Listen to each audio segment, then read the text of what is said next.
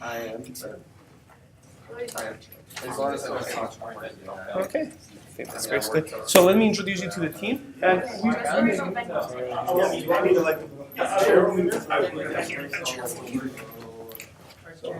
You can have. there it is. Okay, gentlemen, please. So, Assembly Katsma, this is Mr. Weesey. He's a sophomore. Yes. I presume that you know him because he attends your church. Yes. Mr. Sider, Matt Sider. Craig Sider Construction. I don't know if you know Craig Sider, Sheboygan. Just trying to make a connection here. Yeah, thank you. But a little after your time. Yeah, it was a Hal Cider. And then, Mr. McDonald, would you mind joining us?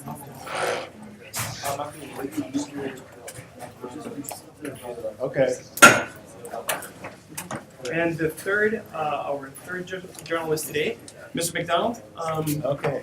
John McDonald's son. Okay. Terry Hey. Katsma. Nice to meet you. Well, should we start, gentlemen? I mean, I think the movie's rolling. We have everything prepared, so let's start. I will take these seat, gentlemen, so I can go and take some photographs if necessary. But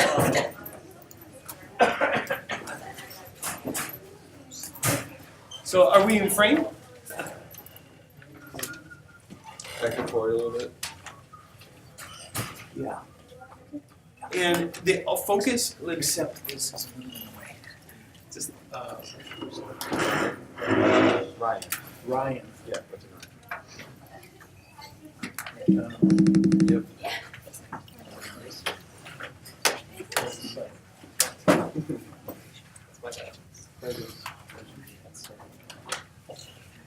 so.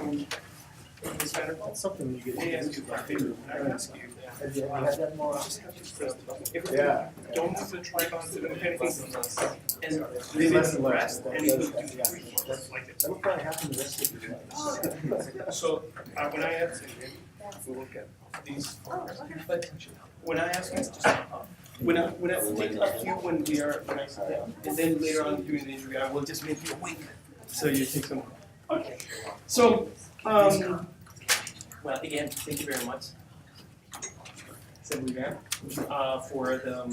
for giving us this interview and being able to talk about things that are relevant to our lives and to the constituents in your district. So, I think we're going to start with just we would like to know a little bit about your experience here at Christian College because you're an alumnus. I am. So how have you seen the school progress over the years? I was a student here from 1972 to 1976, graduated in 1976. And that was the 4th year that the school was in existence. The first graduating class occurred in 1972. So when I was here as a freshman, I remember that we had 66 students in the school because we all had to represent a book of the Bible. For sure. But then, then I went through school here, and after that I went to Dordt College in Tucson, Iowa, and got a bachelor's degree from Dordt College in Mary, and very fortunate to have 3 children, and my 3 children all attended Christian High here. My son would have graduated in 1999. My daughter 2001, and the youngest daughter in 2005. And I've served on the school board here at Christian High, I don't know how many terms, at least 2 terms. A couple of years I've served as president of the school board, so I have a very, very close association with the school. I understand this school, I understand its mission and its vision very, very well. So I'm happy to be here, and it's great to see you guys, and you're all dressed up so good, and you're looking good. So I wish you well. Thank you very much. I mean, I think you have an inside perspective, and you have seen a historic perspective. What do you think our challenges, or what are the challenges for us as a school at this point? I think a lot of it is financial, and as we've seen that, and because the cost of providing quality education, and you want to have quality teachers, you want to have quality programs, you want to have quality facilities, and it's increasingly difficult without having any tax subsidy or tax dollars. Now historically, it's been there's been a lot of charity and gift support that has come from churches, that has come from grandparents, that has come from the supporting community. And most recently, in the last couple of years, there's been a growing momentum with the parental choice movement.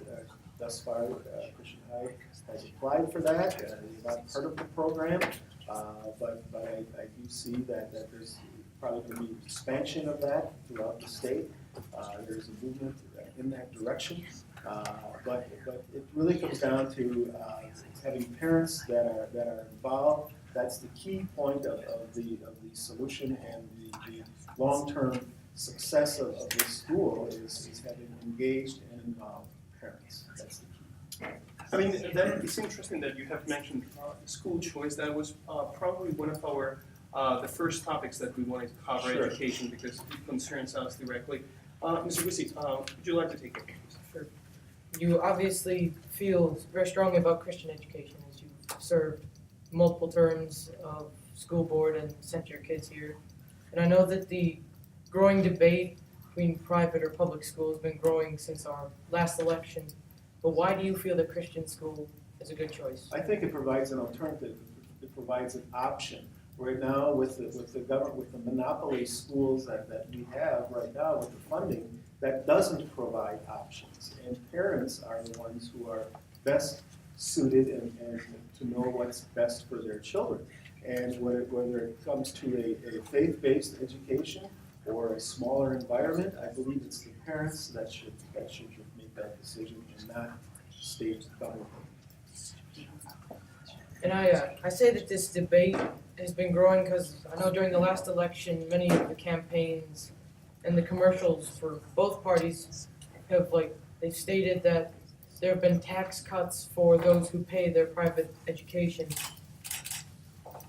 Do you support those tax cuts? Well, yeah, and I think the message that's given by the folks that are anti-school choice is they feel that their tax dollars are then used to benefit the wealthy parents who are making use of the private schools. And I guess I would advocate that it's not just the program of parental choice does have income caps on it. It's not based going to the wealthy by any means. And those parents that are benefiting from the parental choice are also taxpayers too. It isn't that they're not taxpayers. So and really we need a program that is going to benefit society and benefit, and that's what this program does. It again provides options. And speaking of options, there's also options, like during Governor Walker's administration, there's been a new voucher program that has gained a lot of steam and has been becoming more popular. And I know that it's meant for families that sometimes they don't have enough money and if they're below the poverty level. How do you feel about this program? Well, this is very similar to what the parental choice program is, and I support that. Now, saying all that, we also got to be aware that 90%, or I don't know exactly what the numbers are, 85% of students are in the public school system. We cannot turn our backs on the public school system. That is the largest category of expenditures that we have in the state of Wisconsin is K through 12 funding. And we can't turn our backs on that. In my career in banking, I know that what's most critical to people, where they relocate and where they want to buy houses and where companies want to move to, is based on the quality of the schools. And so we've got to have quality public schools. We cannot turn our backs on them. But another item that's current right now is this school accountability bill, and that was called AB1. It was the first bill that was proposed, and last week there was a day-long public hearing on the school accountability bill, and a lot of this discussion revolved around failing schools in Milwaukee and in some of the urban areas. We don't see failing schools in this county, in this area here, but a lot of it is because of poverty. And that's what's causing dysfunction in the school districts. I think when we addressed this problem, when we were having conversations about this problem, about parental choice and vouchers, we somehow felt that from a democratic point of view, we might understand that these vouchers might be taking money out of the school system. Do you agree with that? No, I don't agree with that, because the voucher, the funding right now for the vouchers is coming out of general tax revenue. Okay. And there are some that could argue, well, then we're taking money that would have otherwise gone into the public school system. And I guess I would argue that we can make that argument with all kinds of expenditures or all kinds of income sources. We need to prioritize and decide which is the best responsible use of tax dollars. And I feel that this would be a responsible use of tax dollars. So according to what you were telling us, this voucher is not something that was already assigned to education, but was among the general budget of the state. Well, That might have been spent on building, I don't know, a bridge, Right. for example. right. I think too that a lot of the voucher advocates will quote statistics such as the average cost in educating children in the public school system is $11,000 to $12,000, Okay. and the voucher that's used right now is about $7,200. So if the expenditure on a voucher student is less than what would be spent on students that would be in the public school system. But the whole thing is really, it really is based on choice. We shouldn't have the government dictating where people go to school. Government has a responsibility of providing education, but there needs to be choice and options. Mr. Wissy, do you have any more I've questions? got one more. Sure. The Democrats and other assemblymen that you work with in Madison, some very strongly oppose this plan and the voucher program, and have tried to stop it with multiple bills that have failed.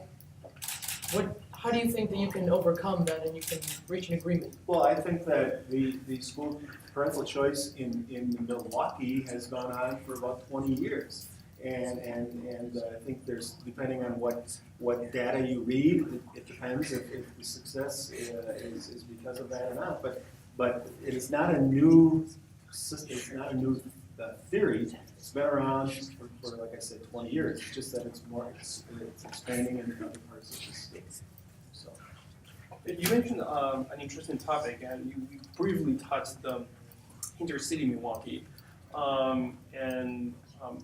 How is the current government, the current administration, going to address, if not the failure, because it's always a harsh word for children when it applies to humans, Right. But how is the education going to improve in intercity Milwaukee? That's a huge question, and I don't have an answer to that question. I think a lot of it is jobs and it's the economy. It's also providing family structures that improve the home life, and that's a big problem. And government is not going to solve that. Now, in terms of intercity Milwaukee and the reasons why the education is failing, what is your position in terms of the segregation that is obvious specifically in Milwaukee? Right. Compared to other parts. I mean, I believe that according to the statistics, Milwaukee is in the top 3 more segregated cities. Do you think that it has a role in the failure of the education? And I don't know would be my first answer. I know we've tried busing to try to integrate people in different parts of the community, and I don't think that one has been successful. And when we talk about segregation, I mean, we have lack of minorities, you know, in Sheboygan County. Is that also a form of segregation? So we have to deal with, we want neighborhood schools, we want local control, and we have to deal with the segment that's in those districts. And we can't replant people or move them around.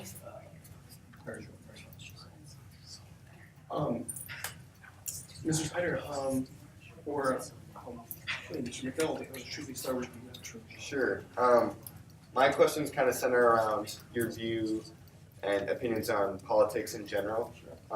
It's more of the personal stuff.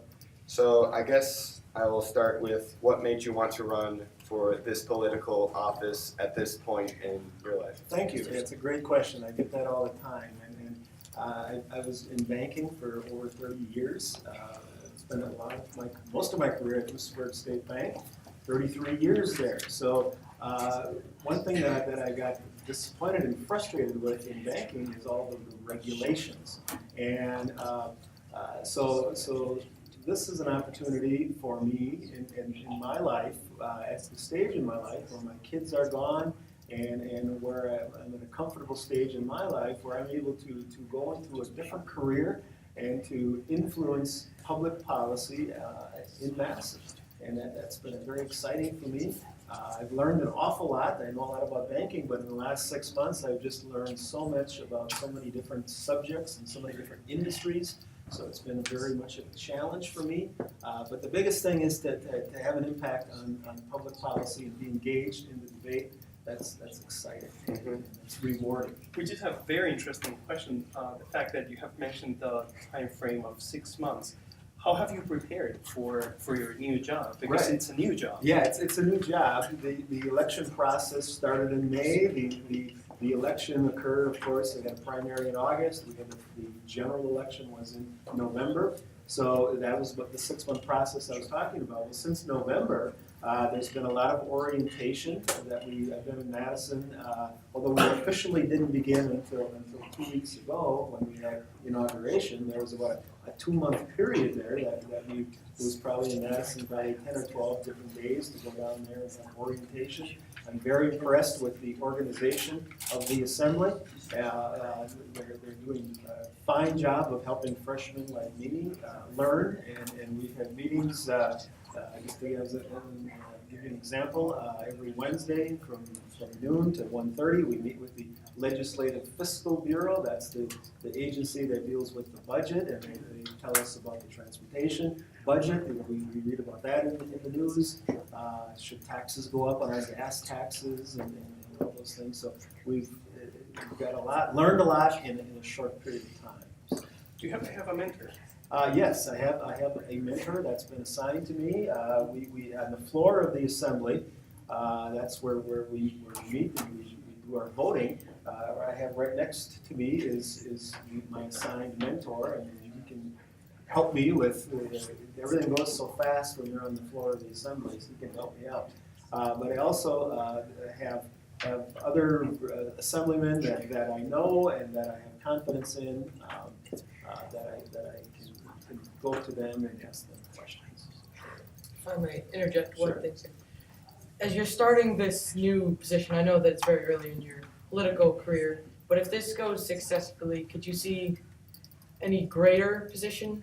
Well, first I need to accomplish the current position right now, and certainly you always want to have a bigger influence. I think that would be most people would want to ascribe and reach for that. But at this point, no, I don't have anything specific that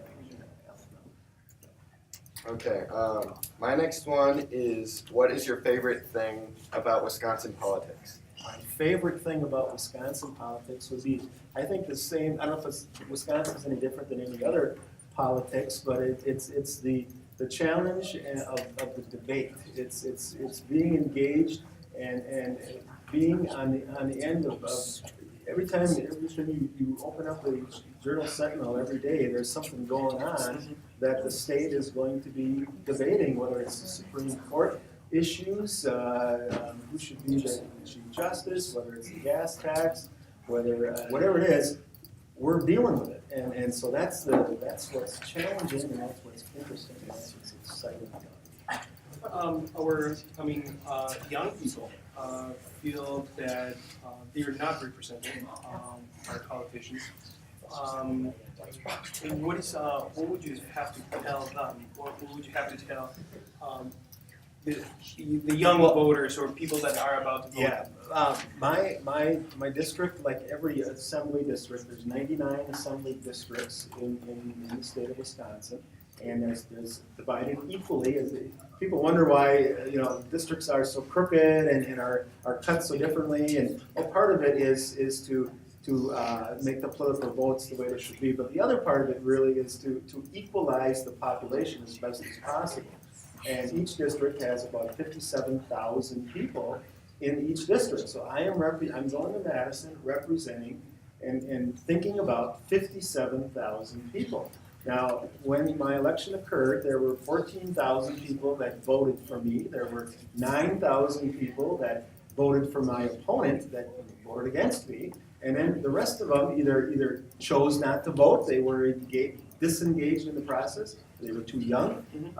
But in my mind, I got to think about the 57,000 people that I'm representing. And you bet I'm thinking about young people. If they think that they're not part of the process, they would be wrong, because politicians know that the future of our state and of our area is based upon young people. And a big promotion right now, especially in Sheboygan County, is retaining people in the jobs that are in demand here. We've seen folks go to college and then go stay living in the urban areas, the Chicagos, the New Yorks, the Milwaukees, and not coming back to the more rural areas like Sheboygan County. And we want to change that. We want to make Sheboygan a good destination for people that want to return. So you bet we have young people in mind. And since you have touched the topic of voting, I will, as a person that lives here in Sheboygan County, I am a legal permanent resident, Okay. but I cannot vote. Cannot vote. I can actually pay taxes. I'm allowed to do that. Now, my question for you is what would you tell to people like myself who are contributing to the wealth and to the welfare of this state, who loves this state and who feels totally integrated on it, who can speak the language also, but cannot exercise their vote to decide their future? What would you tell to them? Why? Have you explored what it takes to become a citizen? And this is a moral argument, and it is that during the oath you have to basically renounce to anything that you are. And for good or bad, I'm Spanish, and I would be lying if I didn't say that I am. I am in love with this country, but again, I am Spanish. So I don't know. What would you have to tell to people in this situation? What I would tell them is, even though you can't vote, you need to be engaged. You need to understand. You got to know about the issues, know about the candidates, and if you yourself maybe can't vote, you have an influence on other people. You have an influence on friends. You know that's the way that you can communicate your feelings that way. And the issue on voting, that's beyond my pay grade, Sure. or that's a federal issue, I believe. Actually, at the state level, Oh, really? I mean, I have researched it, and I'm afraid that I will not be able to support you or to go again or not support you. So, Speaking of influence, as far as your own personal influence, what is the one thing you kind of want to accomplish or influence others to move towards while you are in office? Well, I think my background, my Christian background is a major influence in my life, and everything is revolves around that. So I think we want to be just, we want to be fair with our tax system. with our government. We want to encourage employment. We want to encourage free enterprise. We want to encourage personal responsibility. Those would be some of the goals that I would shoot for. And then this next one, how do you see Wisconsin growing and changing in the next 5 years or so? Well, Wisconsin has some issues. We're still a high tax state. I think we're at like the 43rd from the top. So in other words, we're in the bottom 20 percentile as far as high taxes that we have. We have demographic issues. We have a shrinking workforce. We have people that are young people are not staying in Wisconsin, like I alluded to. People are moving to the warmer climates, so part of that could be because of taxes that they have in Wisconsin. So those are some big challenges that we have in the state of Wisconsin. So now, how does this administration plan to retain people here? Is that through taxation, through lowering the taxes? Well, I think the goal would be to lower taxes, and I think also to provide alternative when it comes to jobs. I think there needs to be, rather than always focus on college, there needs to be a focus also on technical programs. There's a lot of trades, a lot of well-paying, rewarding trades out there, and I think in the past we focused maybe a little bit too much on liberal arts and not enough on alternative programs.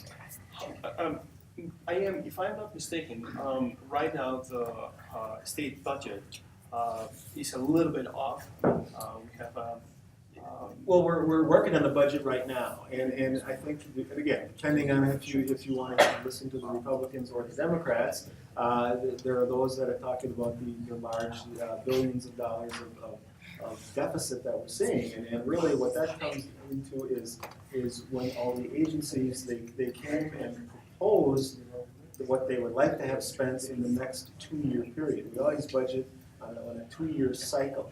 And that's what the governor is working on. He'll be presenting his budget in the governor's address on February 3rd, and then the finance committee will be dealing with it for the next 3 months, perhaps, and it has to be approved and passed by June 30th. And Governor Walker has been really pushing to get this budget done quickly, but I do believe that we have to have a balanced budget. It's required. Unlike the federal government that has deficit spending, and we've heard about the huge federal deficits, in the state level, we cannot run a deficit like that. So we have to design a budget that is going to be balanced. And so if there's going to be deficits, it's probably going to be a matter of spending cuts that are going to occur more so than tax increases. So then can we assume that as a, I guess more than myself, but can we assume that we're not going to inherit debt? I mean, Great question. Yeah. Are we in debt right now? And how did it happen if we cannot run deficits? The debt that we, the state of Wisconsin, has would be we issue bonds for things like roads, for things like long-term sort of assets like that. On the other hand, the federal government spends more than it takes in. That's called deficit spending, and they are accumulating large deficits that are passed on to the next generations. The state of Wisconsin does not do that and cannot do that by our Constitution. So, however, the state of Wisconsin, could be making some bad decisions that long term we could put the next generation in a spending problem, but we cannot push debt onto you like the federal government is doing to us. Great question. I have a question related to that. I remember you talking about cutting taxes. How specifically would you cut taxes? Like, what would you cut? Well, this is a one small example. Is there's all kinds of tax programs out there, taxes out there. One example is what's called personal property tax. So there are companies, small companies in particular, that it's a real burden to fill out the forms and the paperwork on the tax on the personal property. Personal property means things like desks and computers and so I would advocate getting rid of the personal property tax program, because again, the cost of compliance, they have to pay their accountants, pay their CPAs, and that would be one thing. Now, that does raise revenue, it's a small amount of revenue, so the problem's gonna be replacing that revenue. But that's an example of something. I think we have enough regulations, enough taxes, and less of it. And you have mentioned several times during the interview about lowering taxes, and I think nobody would disagree with being taxed less. Now, I suppose that your Democrat counterparts would argue that you're lowering taxes. Where is all that income going to come from to balance everything? Yeah, and the typical response, the Republican response would be if you lower taxes and you you reward workers and you reward entrepreneurs to take risks, then the economy will grow and that will replace the lost revenue from the taxes being cut. That's the theory, and that's what I was describing. So basically, it's a Reagan approach to the. Yeah. I think that the government, I think that money is better spent and better decided on if it's in your pocket instead of the government's pocket. You as individuals can make better decisions with your money than what the government can. So I don't think the government should take more of your money and then redistribute it back to you. I disagree with that philosophy.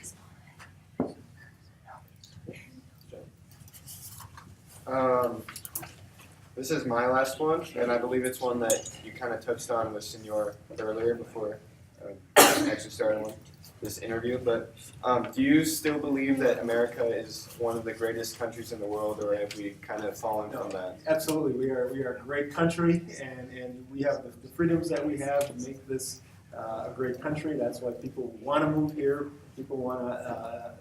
We have the greatest country, absolutely. And I think I'm very happy that I'm living in the state of Wisconsin. We've got a great state, beautiful state with a lot of natural resources here. And, I'm very proud to be part of the state and this country. Mr. Senator. I have a question on, well, it's more of a hypothetical question because you just took office, but what kind of a balance do you hope to achieve for staying home near the people that you represent and doing medicine? Right, thank you. And I alluded to that earlier. I'm at the right age. I'm at a good age. When your parents, when I was younger and I had my kids in school, like your parents are right now, there's activities going on all the time. My kids are now out of the house, and so I'm able to spend time in Madison. The typical schedule is about 3 days in Madison, so I'm staying there 2 nights overnight.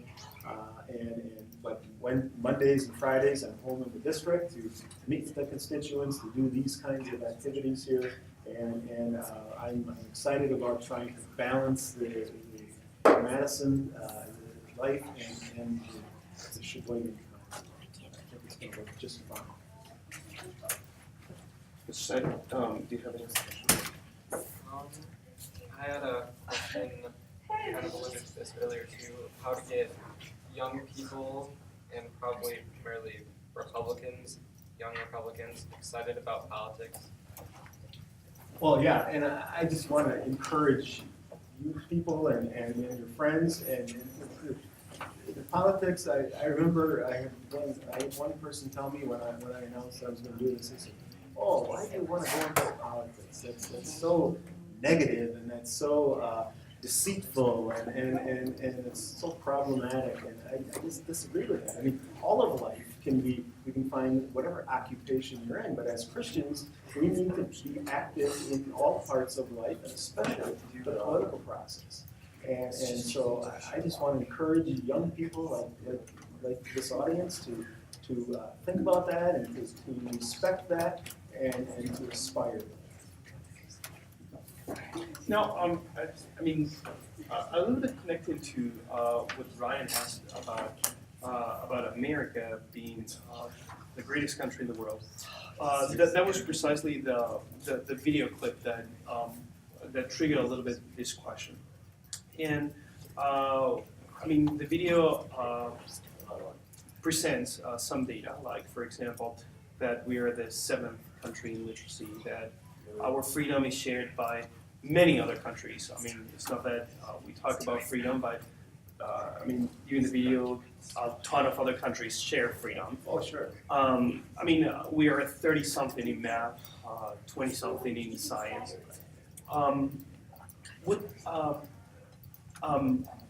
Based on those statistics, can we logically agree that we are still the best country in the world? Well, I think we've seen some slippage coming in our academic programs, and we need to get back on a better track on those areas. But yes, we still are the best country as far as the freedom of religion, freedom of opportunity that we have. Gentlemen, any other question on your part? I think I have a couple of extra questions, and they are related to the events that happening, the tension between police officers and the community in certain areas of our state, but specifically in Milwaukee. How is this administration planning to address the dialogue and the relationship between our our police enforcement departments and our community? Right, and again, I've been doing this for 2 weeks officially. Sure. And what I've learned is thus far is the dichotomy or the disagreement of state control versus local control. And so here's a good question now. We have issues with policing, we have issues with in Milwaukee. Is that a Milwaukee problem? Or is that the state of Wisconsin problem? And I would argue that that's a local issue. And so yeah, now the state needs to a certain extent provide resources and such to Milwaukee, but we have the whole state to provide resources, not just Milwaukee. And there are issues that Milwaukee struggles with, that deals with, that are unique to Milwaukee. And up north, they have different issues that are unique to them. So I don't believe Madison can prescribe or should prescribe how to solve all problems. So am I answering your question? Yes, I understand. Yeah, I understand. yeah. I understand. I'm saying local control, but it's hard to, I don't have enough experience to know how to solve the Milwaukee poverty and family breakdowns and all the things that contribute to I think in Milwaukee police. I think over the years they've tried to integrate the different races into their police force as a step to try to improve neighborhood relations. But I don't know what other steps they've done. Well, I mean, I think our last question is about your personal life. How are you? What is your relationship with God at this point? Oh, Jesus is my Savior, and I want to live for Him, and I'm doing this to His glory, and that's why I'm doing this. I feel very rewarded thus far. I think I can be involved in major issues like this. It's been wonderful. I've heard this once, I've heard it 100 times, people saying, I'm praying for you. I feel that, I know that, and I sense that. And I thank you. Well, Lieutenant Katsma, thank you very much for your time. Thank you very much for answering our questions. It has been a pleasure, especially because you are an alumnus of the school. We are very proud of you. And well, I think back of there's many alums that the school has produced that have gone on to make an impact in society, and I hope you guys for do us, that as well. very true. Thank you very much, and I hope that these next years in Madison are super fruitful for you. I mean, not only politically but also spiritually, and we appreciate the time. Thank you very much. Thank you. Thank you. Thank you very much. You bet. You bet. Thank you. One thing I didn't talk about is there's Bible study. Been there 2 weeks now. 2 weeks. So Wednesday morning at 8 o'clock, there'll be, so far, 9 of us. That Democrat team. We'll be meeting together for an hour. And it's a wonderful thing. And so, again, things aren't as corrupt as this maybe that we spent today. So it's I guess that it is just like the circle that the Packers do in Lambeau Field after the game. You have your own circle there. Right. Every session begins with prayer. And sure, sometimes it may be a generic type of a prayer, but last time the person who prayed was one of the assemblymen, and the guy the Republican has been in the assembly the longest. And it was just a beautiful Christian prayer, and I hope that I will get my chance to pray in front of the assembly. I signed up for that, and I look forward. Thank you very much for your time. So, can we offer a cup of coffee? A drink of water would be good. I will bring a drink of water right now. What year you guys? You're a sophomore. I'm a senior. You're a senior? I'm a senior as well. Well, seniors, I gotta sit out my kids. You have plans next year and all of that? I am planning to go to Concordia for radiology, Okay. so Healthcare? might change a little bit, but that's where I'm leaning towards right now. Anything healthcare is a good thing. I actually just received a full 4-year scholarship to Lakeland, so I'll be going there. It's part of a program, kind of what you're talking about, to keep students in Wisconsin. So come on. Sheboygan County. So I'm going to be studying math there. Yeah, okay. Good. So sorry that we didn't offer the water first. I mean, we're trying to dry you up. Yeah, this is our torture technique. It's been very collegial so far. So far, it's gotten a lot of fun, position, so to speak.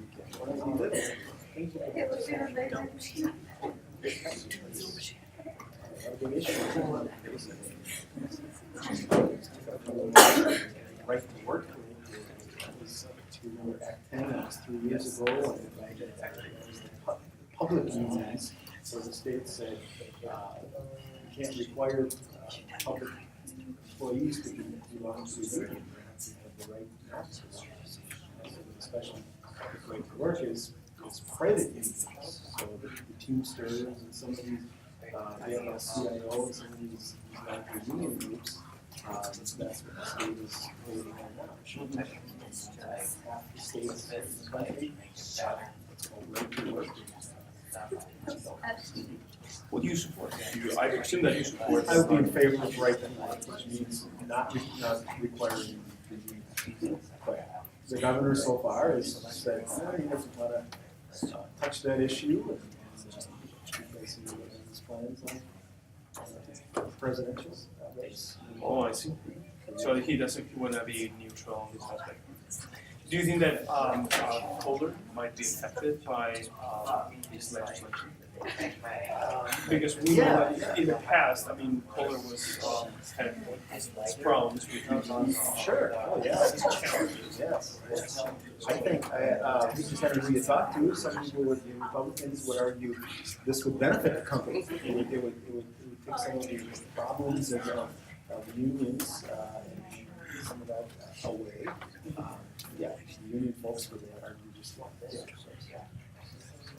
But I just want to show you a picture here. Last week, Tuesday, we had the state of the state, which the governor spoke. That was in the Assembly chambers.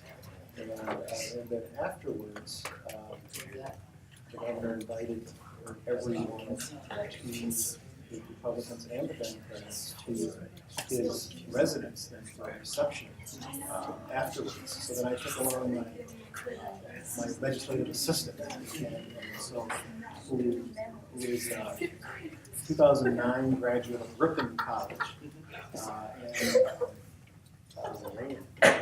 Yeah, he's yeah, we'll be 26 when he's done. Here we got to Yeah. Anyway. He was great. So we will be working on this this weekend. Yeah, and I'm proud to serve with my friend Dan Lundu, a member of the Another, and he will come first. Yeah, he will next. He will come next. That's very important. Yeah. We live, I can see his house from my house in this place. We live Anyway. Okay, so would you like, I know, Mr. Vanderpool, what is the expectation on, I mean, do you have farther commitments? No, I can just stay around, hang around a little while here, but I hope, I want to come and talk to the civics class. That is actually, Mr. Vanderpool, or Mr. Mr. Gash, no, it's gonna be Mr. Andringa. Andringa, yeah. Who does, Mr. Andringa does, government, and that would be fantastic too. I mean, I wish that you could do the tour of all the high schools just to get them excited. I mean, politics is a fundamental, and actually, it's just I always think about the Greeks in this term. I mean, it's the highest service for your country and your nation. Thank you for your service to the school. No, my pleasure. Thank you very much. So I will walk you to the. We're gonna leave it here because I will come to. Thank you. Just for a second. Thank you very much for coming. It's nice to see. I mean, democracy. Yes. Oh, Yes, the man I want to see. oh, well, thank you very much. Thank you. What have I done? No, you haven't done a thing. Oh, man. Perhaps that is. I have a problem with my computer, Sure. and all of a sudden a firewall popped up. I'll bring it in tomorrow. It's a laptop. Okay, I talked to Mr. Tony this morning, he mentioned those in New York, he knows everything. I will take care of you, sir. I will bring it in. Got one of the book libraries.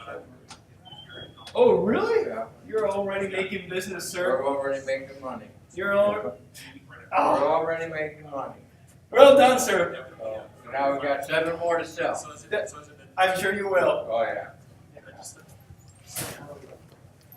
So you in here at noon tomorrow too? Yeah.